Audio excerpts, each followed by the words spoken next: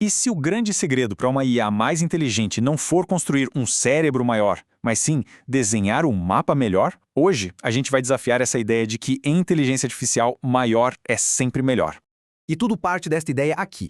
E se o real problema da IA não for a quantidade de parâmetros, mas a geometria, a forma do espaço onde ela organiza as informações? É sobre o formato do mapa, sabe? Não o tamanho do território. Então, para a gente entender isso na prática, vamos mergulhar num problema bem comum e que custa bem caro nos sistemas de IA de hoje. Aquela dificuldade de diferenciar coisas que parecem a mesma, mas definitivamente não são. Pensa só, numa fábrica gigante, a IA precisa entender que o rolamento do gerador A não tem nada a ver com o rolamento do gerador B, mesmo que o texto descrevendo os dois seja quase idêntico. Um errinho de confusão aqui pode significar milhões em manutenção errada. O desafio é fazer a IA entender o contexto e não só a semelhança das palavras. E a raiz matemática desse problema todo tem nome, viu? É oversquashing, ou supercompressão. É basicamente o que acontece quando a gente tenta amassar dados super complexos, tipo uma árvore de componentes, num espaço plano. Sabe o que acontece? Coisas diferentes acabam sendo esmagadas no mesmo lugar. O resultado? Confusão. E, claro, as famosas alucinações da IA. E qual tem sido a resposta da indústria para isso? Bom, basicamente força bruta. A gente só vai inflando os modelos, aumentando as dimensões de 768 para mais de 4.000. Funciona? Até funciona, mas é como comprar um galpão cada vez maior para guardar um mapa todo torto. Custo de armazenamento, memória e processamento simplesmente explode. Mas e se em vez de comprar um galpão maior, a gente redesenhasse o mapa? E se o problema nunca foi o tamanho do mapa, mas o formato dele? E se a gente pudesse criar um mapa que se encaixa perfeitamente no território que são os nossos dados? A analogia aqui é perfeita, é aquela da escola. Todo mundo sabe que o mapa mundi plano distorce tudo. A Groenlândia parece do tamanho da África, o que é um absurdo. Pois é, a mesmíssima coisa acontece quando a gente força dados que têm uma hierarquia natural, uma estrutura, dentro de um espaço plano da IA. E o mais fascinante é que tipos diferentes de dados pedem geometrias diferentes. Dados com hierarquia, como aquela árvore de peças da fábrica, se encaixam como uma luva num espaço hiperbólico, que se expande que nem os galhos de uma árvore. Já os dados cíclicos, como manutenção de equipamento que acontece por estação, se dão melhor num espaço esférico. No fim, é sobre usar a ferramenta certa para o trabalho certo. E isso nos traz, finalmente, a solução. Uma abordagem que pensa em curvas. É uma técnica chamada transferência geométrica contrastiva, ou CGT, que promete corrigir exatamente essas distorções.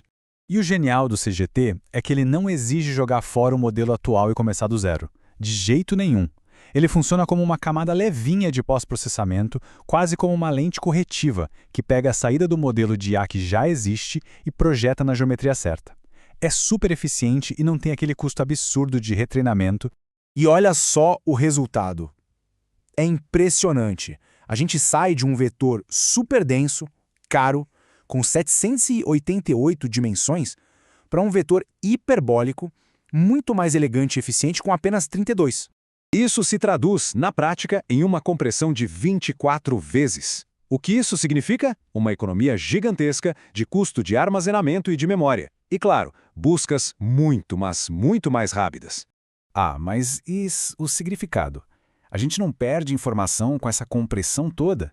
Aí é que vem a mágica. O CGT consegue preservar mais de 97% da informação semântica original. Ou seja, o vetor fica 24 vezes menor, mas continua basicamente tão inteligente quanto o original. Ok, tudo isso parece ótimo, mas como essa abordagem geométrica se compara com outras técnicas que já existem por aí? Porque essa história de geometria realmente importa. Vamos pegar o PCA, uma técnica bem clássica. O problema dele é que ele espalha o erro da compressão de forma igual por todo lado. E para uma hierarquia, isso é péssimo. A confusão acaba acontecendo justamente nos detalhes, nas folhas da árvore, que são as partes mais importantes. Já o CGT é mais esperto. Ele usa a curvatura para garantir que esses detalhes fiquem bem separados, bem distintos. E quando a gente compara com o MRL, outra técnica, bom, o MRL é como ter aquelas bonecas russas. Ele cria mapas planos de vários tamanhos, um dentro do outro. Mas o problema persiste, eles continuam planos. A distorção não some. O CGT ataca a raiz do problema. Ele não muda só o tamanho do mapa. Ele troca o mapa plano por um globo. Agora, é super importante dizer, o espaço hiperbólico não é uma bala de prata. Não é uma solução mágica para absolutamente todos os problemas de IA. A chave aqui é saber escolher a ferramenta certa. Então, quando que o CGT não é a melhor pedida? Para textos simples, sem hierarquia nenhuma, ou para dados em tabelas, o bom e velho espaço plano euclidiano ainda é o mais simples e eficiente. O segredo é sempre diagnosticar a estrutura dos dados antes de sair escolhendo a geometria. E essa é a reflexão que fica. Talvez essa busca sem fim por modelos com mais e mais parâmetros esteja, na verdade, nos distraindo de uma otimização muito mais elegante e muito mais eficiente. No fim das contas, mudar a forma como a IA organiza o que ela sabe pode ser muito mais poderoso do que simplesmente aumentar o seu tamanho.